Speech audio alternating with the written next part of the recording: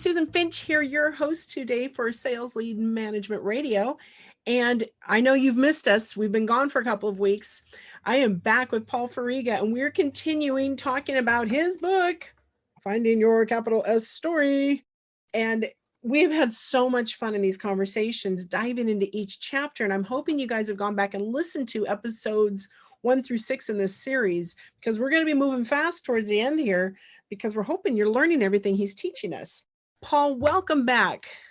Thank you, Susan. Thank you for having me for this episode and for all the episodes that came before. You're welcome. It's a pleasure. I know he's yet to come. I want to talk about chapter 7. And it has to do with the difference. And a lot of people confuse this, or they get lazy thinking you can tell the same story for B2B as you can for B2C. Yes. And it's just different. And there are a lot of important reasons why it needs to be different. And I was hoping you could enlighten our audience so they can begin to identify that and don't fall into that lazy pit. Like, oh, I know how to do that. I came from this other company. We did this. Well, was that B2C or B2B? And not to speak in acronyms at all of you, B2B is business to business, B2C is business to consumer. You usually fall in one camp or the other, rarely both. Correct. And just to give the listeners some perspective, I'm sure some folks already know this, but for those who don't, the global economy is split about 30% into companies that sell to other companies, as you said, B2B, and 70% into companies that sell to consumers. The reason why that's important is because, 70% of the marketing content that most of us see is B2C. And the problem is that if you're not a B2C company, adopting B2C practices in your marketing and your storytelling isn't necessarily going to get the job done. In chapter 7 in the book, I talk about toothpaste. Toothpaste is apparently a very necessary consumer product. You hope so. In the United States. You hope so. There are so many different brands and flavors. It really is a classic consumer commodity. So how do you differentiate different brands of toothpaste, right? The kind of marketing that gets people's attention for something like a commodity is very different than it is for a complex product or service that's sold by a B2B company. That said, in chapter 7, we talk about great B2C stories and great B2B stories. And the B2C stories, it's kind of a tale of two Toms. There's what used to be known as Tom's Shoes, which is now just simply Tom's. And there's Tom's of Maine, which started out as an organic, actually soap brand, but really hit its prime in the 1970s during the original environmental awareness movement for its toothpaste, which had all natural ingredients.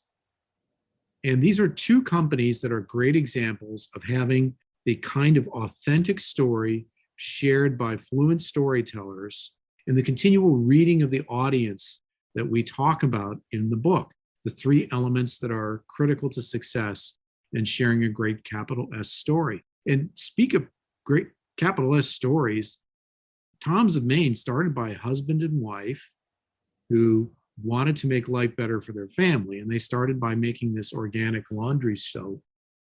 And they realized pretty quickly that a product like the toothpaste would have much greater success. And they put all their energies towards that. And that's an example, in my mind, of listening to your end users, or in this case, customers. And they built an entire empire on that, and later on sold their company, although they retained a stake in it to make sure that the direction of the company stayed true to its origins. They sold it to Unilever, which is one of the largest consumer brands in the world. In a similar sense, Tom's Shoes, there really is a Tom, who was the founder of the company. And in the book, I actually, with the company's permission, reprint one of their emails that they send to their consumers. We are happy Tom's consumers in my household. And they sent out an email one time that said the story of Tom's. And I'm in the process of writing the book. I'm like, oh my God, this is great. And Tom, the founder of the company, was an adventurer or is an adventurer. He's still with us, very much alive, not even 50 years old yet. And he happened to be in South America doing some adventure extreme sports. And he spent a lot of time in a very small remote town. And he got to know the people there. And he learned that one of the biggest crises that the kids there had was shoes. And I'm not sure I'm going to say this right. I believe the shoe is called an alpargata. And it's a particular kind of shoe that is actually very good for the kind of climbing and exploring he was doing. And he thought to himself, man, people down here over the centuries have invented these great shoes and they can't even afford to have their own kids wear these shoes. So what he did when he got back to the States and he formed his company was he made a commitment, which they just recently ended. For every pair of shoes that you bought, a pair of shoes would go to deserving folks in the developing world, primarily children. And that became the story of the company and carried the company forward for most of its first 20 years. I got to know, though, you just said they ended that. Yes. Why? Well, I guess I don't have all the company's messaging in front of me, so I'm just going to tell you what I think. Much like Tom's of Maine, eventually Tom's became successful enough that they had to serve some different masters who looked at what was happening, decided that probably wasn't going to, you couldn't do that, continue to grow the company forever and keep sending out one pair of shoes for every pair. Instead, they changed their charitable mission. The way they explained it is they expanded their charitable mission, Susan, to be more than just shoes. And joking aside, that's a legitimate concern. That is. Hunger, et cetera, et cetera. So they broadened the base of what they're doing. They related it more financially in terms of percentage of sales and profits rather than just a pair of shoes for a pair of shoes. Yeah, so that makes sense. Yeah, and those are two great consumer brands, which are rare at having the kind of story that we're talking about. I found Procter & Gamble, which is the largest consumer products company in the world and has, 20, 50 different varieties of toothpaste. Yes. How the heck are you going to keep those straight? I also talk in this chapter about research that's been done by some scientists in California that demonstrate that when people have more than 2 or 3 choices, their brains fry and they can't make a choice. So B2C, yes, you can have great storytelling, but it's different than B2B. The 2 B2B examples I have in this chapter are very interesting. One is a company called Corning. And if you have a smartphone, you probably have glass in that phone that comes from Corning.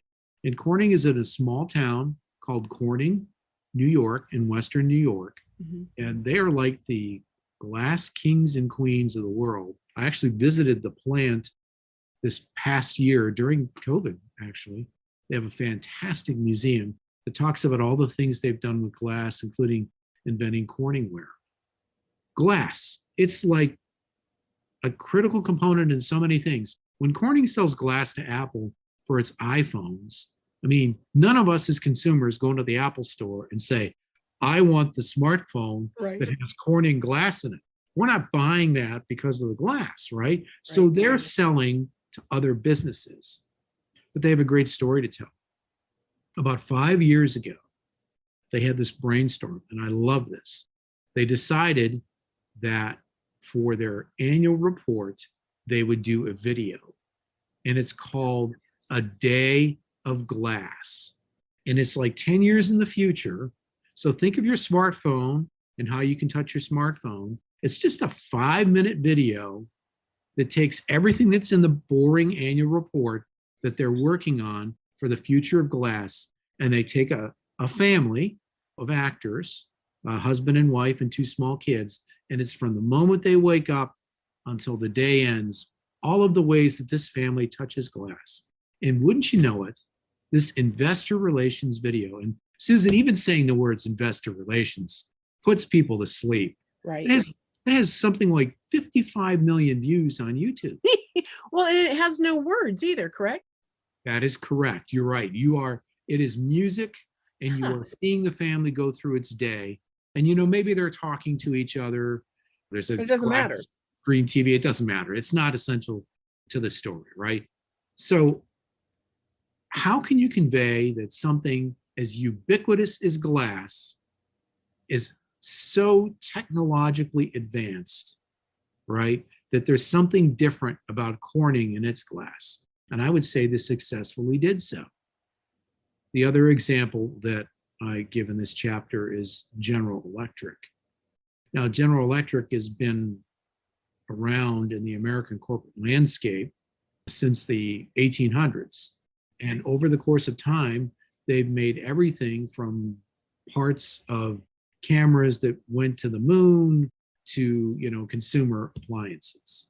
But a lot of what that company does is make things like jet engines.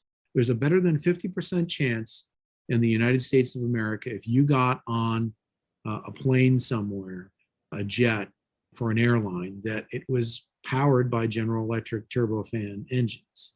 So there's a huge B2B component of what this company does. I tell the story in there of this amazing contest they had where they honored inventors and creators.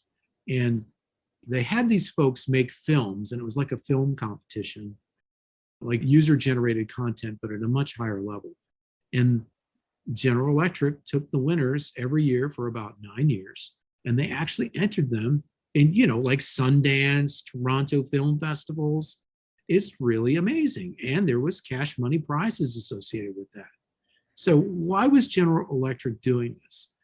They looked at their story and they wanted to associate themselves with faces, names, real live people, not the turbofan blades in their jet engines, to tell their story. Right. And I think it was a very effective example.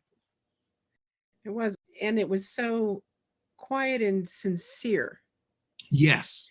That's the thing. And we'll get to the rant in a little bit, but we're the sincerity of that story of truly wanting to tell those stories for others. Yes.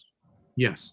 So, again, as we talked about when we began today, authenticity, fluent storytellers, and continually reading the audience are the three core elements of a great capital S story in terms of how it's shared, in terms of what's in there. It answers the questions of why somebody should work for you, buy from you, invest in you, or partner with you.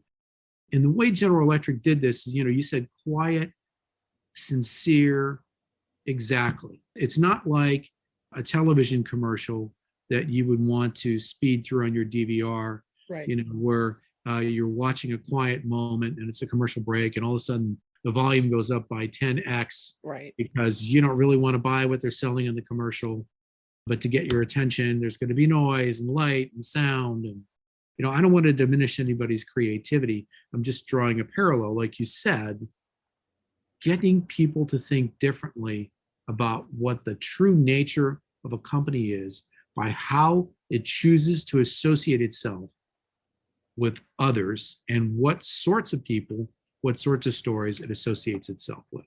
Look at us, we're GE. We're all about innovation. How do we prove that? Not by beating you over the head to buy our stuff, but by saying we're going to support innovation and creativity in others. It's a wonderful, I don't know, there's just something peaceful about your approach. There is. Because it puts people at ease. They aren't waiting to be ambushed. They aren't waiting to be, knocked out, waylaid, hit over the head. All of those negative connotations to marketing, advertising, even PR. Yes. And I think people have to realize that you can actually get your ego out of your story. Right. And more effective. And people forget, they think it all has to have all those first, person pronouns. Right. I, me, us, ours, us, we, I.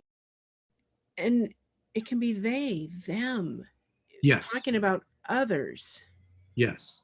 Yes. Yes. Yeah, I completely agree.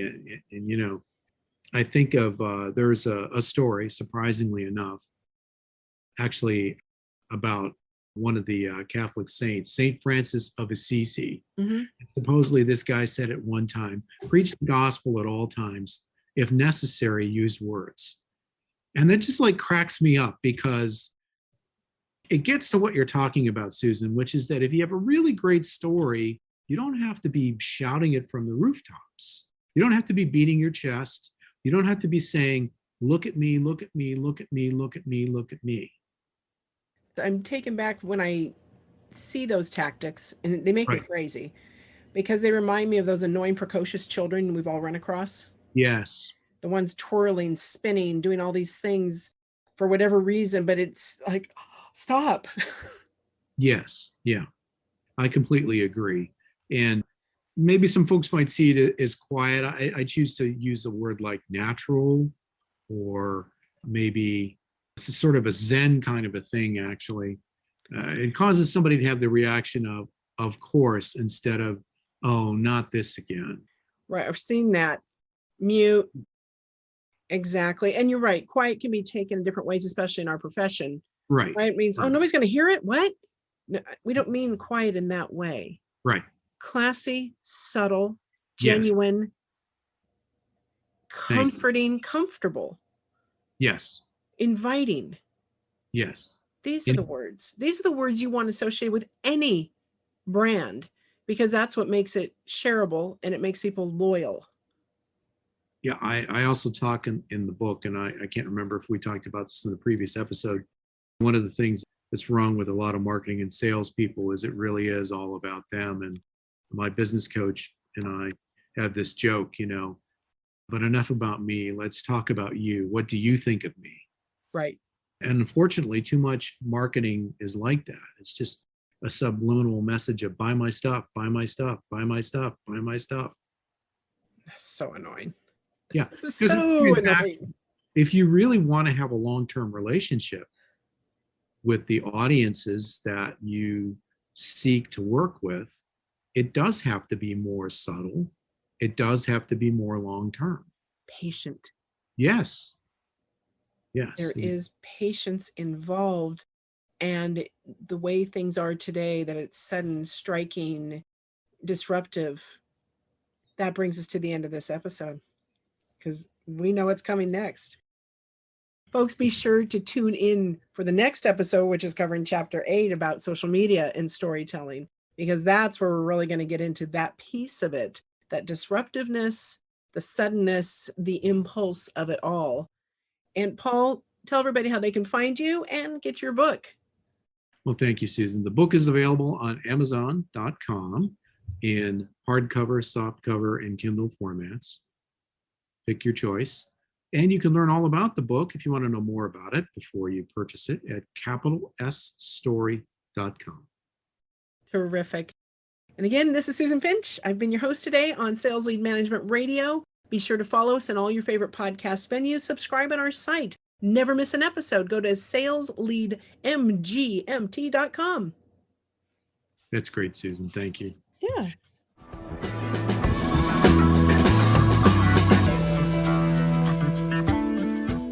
Thank you so much for listening to this episode of Sales Lead Management Radio. You can find us on all your favorite podcast apps. Just look for Sales Lead Management Radio and you will see us. Subscribe on our site, salesleadmgmt.com, so you never miss an episode. Subscribe via email, review us, rate us, share this episode. Maybe there was something in here that could help you or someone you know. We look forward to having you join us for our next episode. Thank you so much.